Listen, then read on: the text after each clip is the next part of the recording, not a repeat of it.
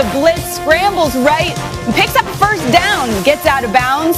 It's coming out party of sorts for Taylor, who had spent some time with Scott Turner before, and then J.D. McKissick up the middle for the touchdown, and Washington would be down by just 2. So the next drive for Tom Brady, Rex, over the middle to Chris Godwin, who had 4 drops yesterday, but this one was huge. Yeah, it was a great pass again by Brady. Chase Young, where you at, man? You wasn't Brady. You can't get there. And it allows Chris Godwin to do what he does over Ronald Darby for a touchdown. Pitch and catch, Tom Brady. So let's go to the third quarter. Washington down 18-10. Heineke again showing what he can do outside the pocket, runs to his left, and the dive for the pylon here. You had to know he wanted it. Touchdown, and Matt, that was a pretty impressive effort. It really was. Alex Smith couldn't go because he didn't have the mobility. Heineke gave him that. He was also great as a passer, and this effort here is when Washington started to believe they had a chance. Unfortunately, he might have gotten hurt on this play as well. Still, he's a gamer. He's a gamer. Hasselbeck, he got it done. So they couldn't convert the 2-point attempt after that, though. So we move on to the fourth quarter. Bucs up 21-16. And Brady here is going to get the ball to Mike Evans inside the 5. So the Bucs are driving. They get down to the 3-yard line. And then we go 2 plays later. Who do they give it to when they need somebody right up the middle? Leonard Fournette. And the Bucs go up 28-16. But there's still time for Taylor Heineke. Ensuing drive for Washington, under 5 minutes left, and he gets it to Steve Sims Jr. Teddy, is he in? No, he's not in, right? No, this guy, no, Tom said, Brady says no. This guy, it's a different rule book for Tom Brady. Make this throw like, yes, he can. Look at that. Gets the feet in. Heineke was a gamer all day long. Impressive playoff performance. Brady never gets any break. Down by, poor guy, down by 5. Heineke blitz, and he's sacked by Levante David. Couldn't convert on the 4th and 21, and the Bucs would take over. Here's Tom Brady after his first playoff win as a Buc. Well, I mean, if you could win 100-0, and it's going to be the same result in the end. So, you'd love to play great every game. I think it's good to win and advance. And if we don't play well next week, we're not gonna be happy. There are a couple things that we wish would have gone our way, and unfortunately it didn't. But we had our moments, and it's too bad because we were going up against one of the all-time greats. I think it was the biggest storyline of the week, just because one guy says, I want Tom, all of a sudden they got a great front. And our guys took it to heart. They were going to block him. And, I thought we blocked him really, really well. So, they didn't scare us. Didn't scare him. I will say maybe the story of the day in a losing effort was Taylor Heineke. I mean, that seemed to come out of nowhere. But let's talk about the Bucs. After what we saw last night, Teddy, it's been a very up and down year for them. Do you feel like you saw enough from them yesterday to believe this could be a Super Bowl team? Yeah, absolutely. What I saw was actually no adjustment to the opponent that they were going up against. We talk about all week about Sweat and Young and that rush, and there was going to be an adjustment in terms of how quickly Tom gets rid of the football.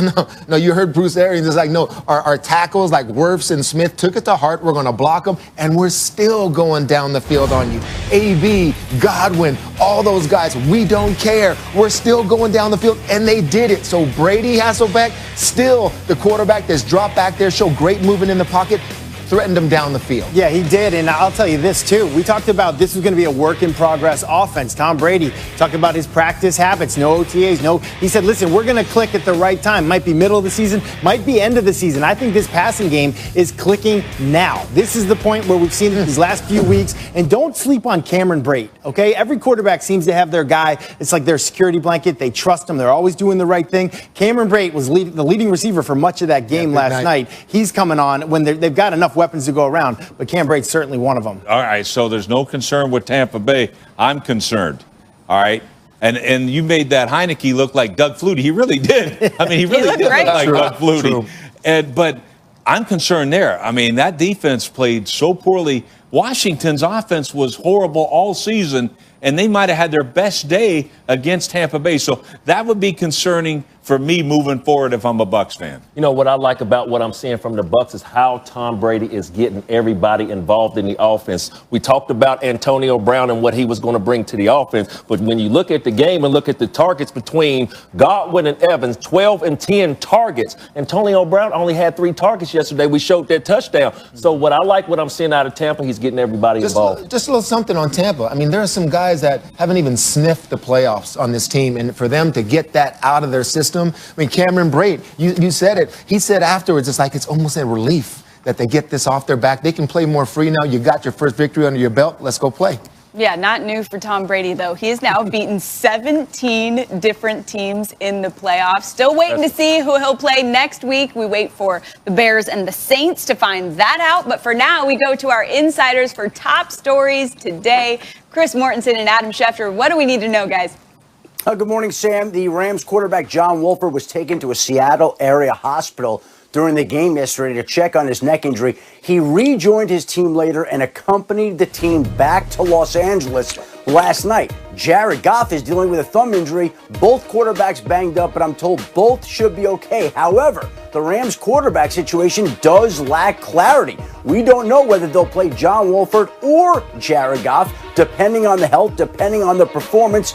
Quite an interesting situation where there's uncertainty around the number 1 and number 2 picks from the same draft, Jared Goff and Carson Wentz. And the Rams also have injury woes with Aaron Donald and Cooper Kupp.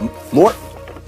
And if this is Drew Brees' last run with the New Orleans Saints, he'll have all hands on deck, basically, including Alvin Kamara, the running back, coming off the COVID-19 list. The last time we saw him on Christmas Day, he scored 6 touchdowns.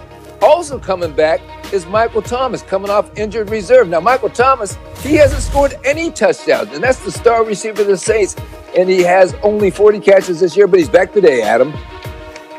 And Mort, here's the Browns situation today. They're missing 4 players. They're missing 4 coaches. Their offensive coordinator, Alex Van Pelt, will be calling the plays for the Browns as we await clearance for tonight's game that it is officially on, which it is expected to be.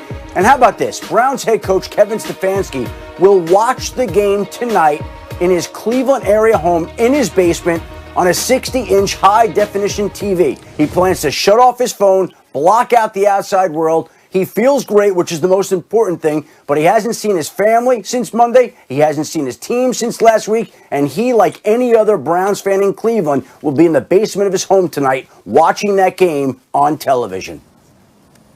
If it wasn't such a wild year, I wouldn't believe it. It's just crazy times. It's going to be really interesting to see how they handled that up there in Pittsburgh today. It's time to get to our opening kicks, what you're most excited to see this afternoon. Teddy kicks off. Let's kick it off, and I'm going to go with Lamar Jackson. And sometimes in the playoffs, you got to put some things to bed. And it's time for Lamar Jackson to put it to bed that here's the statement: the Tennessee Titans own the Baltimore Ravens. He has got to put that to bed and have a great performance running the football, throwing it down the field to those tight ends. So Lamar Jackson versus this Tennessee Titan defense, they've had your number. Can you come up with a performance that gets you a playoff victory and makes the other team that thinks they're tougher than you wake up and say, no, we respect you. You got us now. Go ahead, Lamar Jackson. You know, Brew, you sitting here talking about Lamar Jackson. Let me flip to the other side. You're talking about a heavyweight battle. Is this Ali Frazier? Is this Mike Tyson Holyfield? I'm going to tell you what, between Brandon Williams and Calais Campbell, man, they missed the first meet in week 11. Man, being able to tackle Derrick Henry, outside zone runs, being able to follow the full back Baltimore Ravens, that's the key to victory today going against these Titans.